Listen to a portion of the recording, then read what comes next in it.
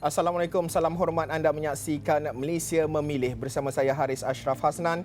Sudah tentu banyak kerusi-kerusi panas telah kita lihat, kita analisa, dan pada waktu ini ada satu kerusi panas lagi. Untuk waktu ini saya ada blok pertama ini untuk kerusi Parlimen 135 Alor Gajah. Apa ceritanya di kerusi Parlimen Alor Gajah? Saya tak kesorangan hari ini. Bersama dengan saya di studio Profesor Dr. Kartini Abu Talib yang merupakan Timbalan Pengarah Institut Kajian Etnik Kita UKM. Prof, terima kasih sudi bersama dengan Esra Awani. Pertama kali ke studio di Pusat Penyiaran Asia Bukit Jalil ini. Bukit Jalil sebelum ini di Pusat Malaysia. Ya. Baik, sebelum kita nak mengulas panjang berkenaan dengan kerusi Alor Gajah ini, ada beberapa data penting untuk kita teliti dan juga kita fahami. Saya nak bawakan kepada anda melihat kepada kerusi-kerusi ataupun bagaimana sebenarnya pertembungan yang berlaku di Alor Gajah ini. Baik, pertamanya kalau kita nak telitikan, ada 4 calon bertanding di kerusi Parlimen Alor Gajah ini. Syaril Sufyan Hamdan mewakili Barisan Nasional, Pak Wan ataupun Datuk Seri Muhammad Rizwan Mat Yusof mewakili Perikatan Nasional, manakala Adli Zahari dari Pakatan Harapan mewakili Pakatan Harapan, manakala Muhammad Nazri Abdul Rahman mewakili Pejuang. Baik, 4 individu ini, 3 saya sifatkan boleh dikatakan sebagai giant killer.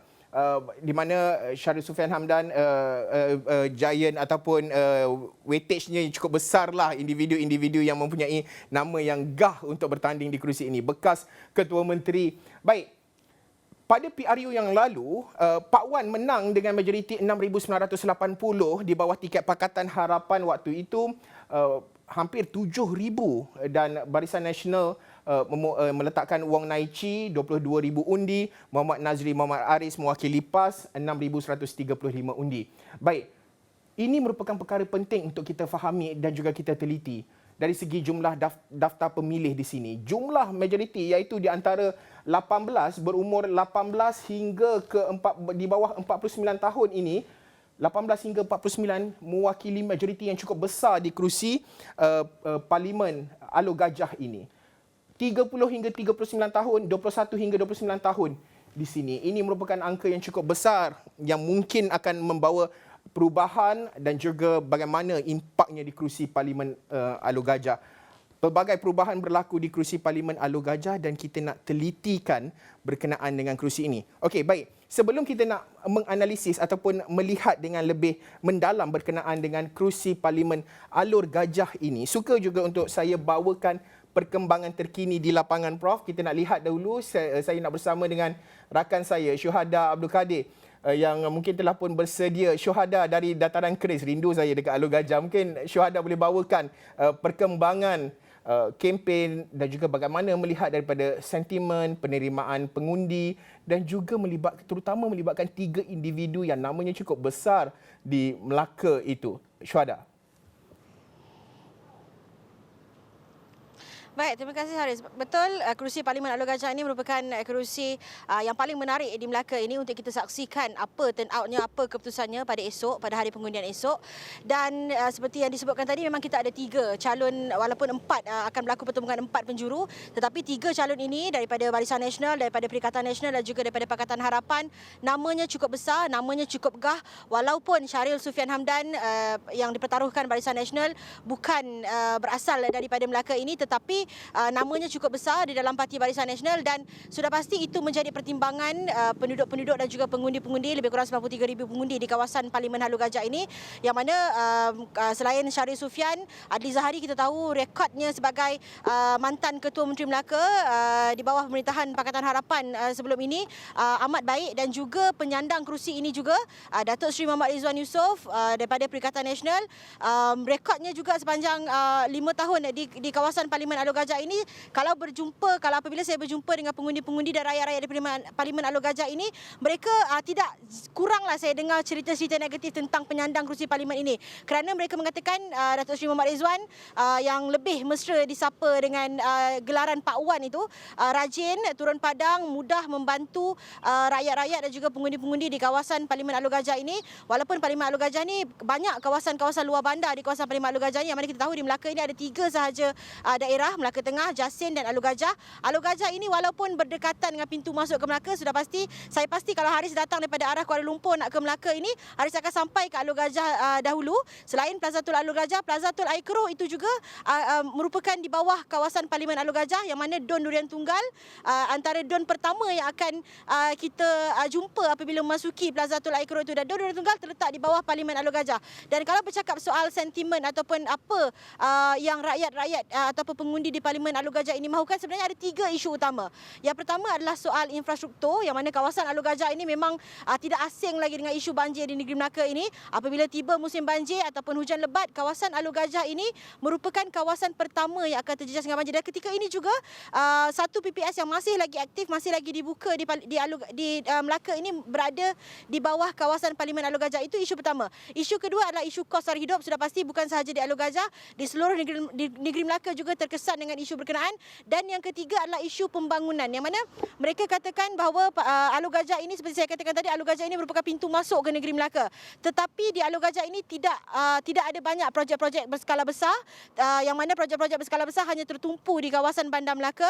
Kawasan-kawasan pelancongan, produk-produk pelancongan di Alur Gajah ini juga tidak orang kata digahkan seperti mana yang berada di kawasan-kawasan Bandar Melaka itu. Dan 3 isu utama ini sudah pasti akan menjadi tumpuan 4 calon yang bertanding, yang mana kalau menarik juga untuk saya kongsikan berkaitan tawaran-tawaran 3 calon ni, antara tawaran yang boleh saya katakan hampir semua calon menawarkan tawaran yang sama adalah yang pertama infrastruktur, menyelesaikan isu banjir, menyelesaikan isu projek tempatan banjir di kawasan Durian Tunggal.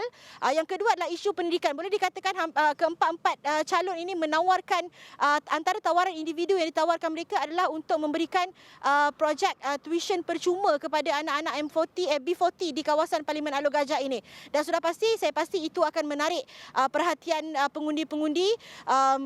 Kalau bercakap soal sama ada calon ataupun parti, menarik untuk saya kongsikan di Parlimen Alur Gajah ini ada 4 kerusi DUN, kerusi Dewan Undangan Negeri. Kalau kita recap sedikit pada keputusan pada PRN Negeri Melaka pada November tahun lepas,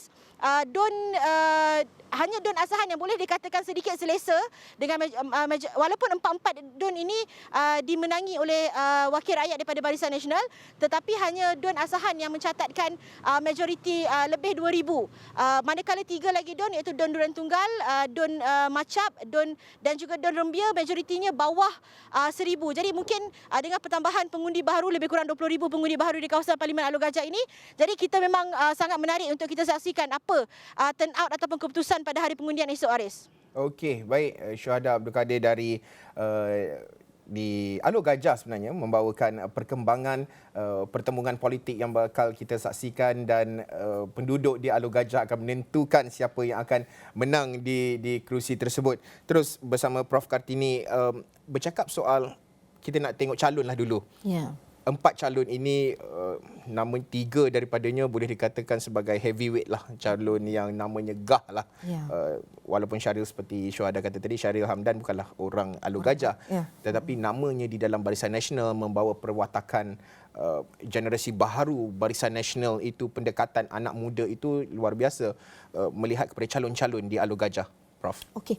Kalau kita lihat di Alur Gajah ada pertandingan 4 penjuru, semua maklum bahawa Syahril Hamdan mewakili BN, Adli Zahari Pakatan Harapan, Pak Wan ataupun Rizwan Yusof, Datuk Seri Rizwan Yusof sebagai mewakili Perikatan Nasional, dan juga Nazri Rahman di bawah Pejuang atau GTA. Ketiga-tiganya seperti mana Haris Ashraf telah maklumkan, mereka adalah heavyweight, nama yang dikenali. Namun begitu ada sedikit kelemahan, kelebihan antara ketiga-tiga yang kita lihat. Dalam pilihan raya negeri Melaka baru-baru ini, kita lihat Adli Zahari masih lagi menang di Bukit Katil. Okay. Walaupun ketika itu BN telah pun berjaya memperolehi lebih 2/3 majoriti menang di Melaka. Dan kalau kita perhatikan juga seperti yang telah dikongsi oleh Syuhada, Adli Zahari ini dia mempunyai rekod yang baik. Semua orang tahu bagaimana membuminya beliau bila mendekati urusan masyarakat. Dan manifesto yang dibawa oleh Adli Zahari juga agak menarik. Walaupun kongsi sama, tapi beliau nampaknya lebih jelas bila mana isu banjir dalam maksud menggunakan isu tebatan mahu memperkenalkan usaha untuk tebatan bagi banjir yang mungkin bermula daripada Sungai Batang Melaka turun ke Gadik, turun ke Alur Gajah telah ada satu gambaran jelas walaupun yang lain berkongsi persoalan sara hidup, pembangunan infrastruktur pendidikan yang lebih cemerlang. Macam Syahril Hamdan, beliau memang terkenal bahasanya bagus, orangnya bijak, membawa wadah perjuangan orang muda baru dalam Barisan Nasional, tapi beliau tidak dikenali di Alur Gajah.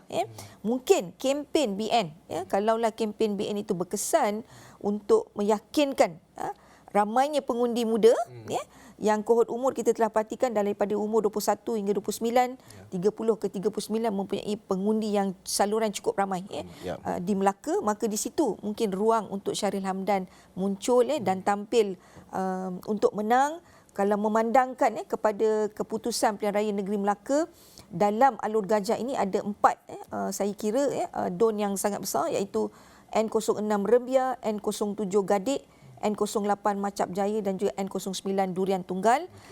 Pada PRU14 dimenangi semuanya oleh Pakatan Harapan. Tapi perubahan besar dalam Pilihan Raya Negeri Melaka ke mana keempat-empat don ini dimenangi oleh BN. Dan kalau kita turun pun ke Negeri Melaka, kita lihat banyak bendera BN di situ. Kemungkinan besar peralihan undi orang Melaka bersedia untuk memilih Syahril Hamdan itu ada peluangnya. Sementara Pak Wan, Pak Wan ni dikenali sebagai orang kaya Melaka. Orang Alur Gajah kenal beliau.